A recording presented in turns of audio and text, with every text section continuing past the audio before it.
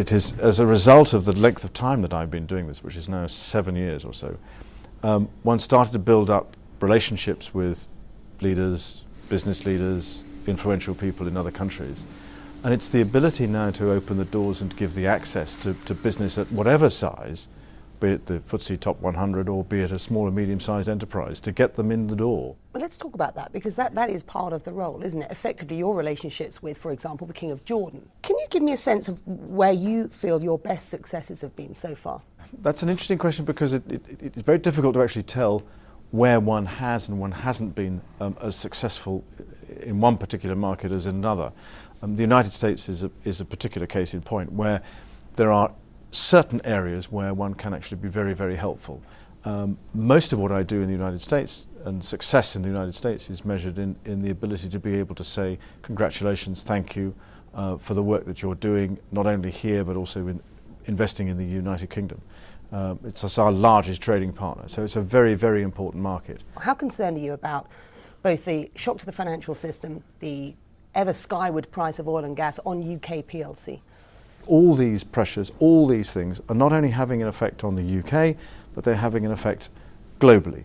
And in some places they're having a very serious effect, and we need to be very cautious about that. But I think that at the moment the UK has a fairly robust economy.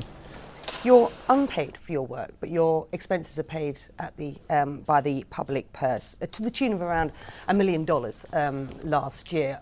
Roundabout, Yep. Sounds like a lot of money, doesn't it?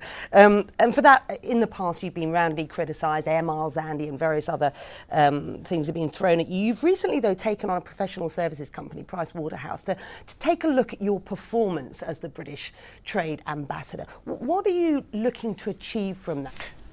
It's more than accountability. The accountability is done through government departments. And our relationship with government departments and Her Majesty's government is how we are accounted for. What I'm interested in is what is the value add that I can bring to British business. And I thought it was probably time for us to have a look, get somebody in from outside to have a look at what we were doing, whether we were doing it correctly, whether we could do more, who was critical, who was in support, were there areas that I could learn from. The outcomes of that are still to be fully digested. It's a private report, so it's not for public consumption. But I think I can say that from what we've seen of what they've said, there is a general consensus that we do value add. The issue is, how do we communicate that?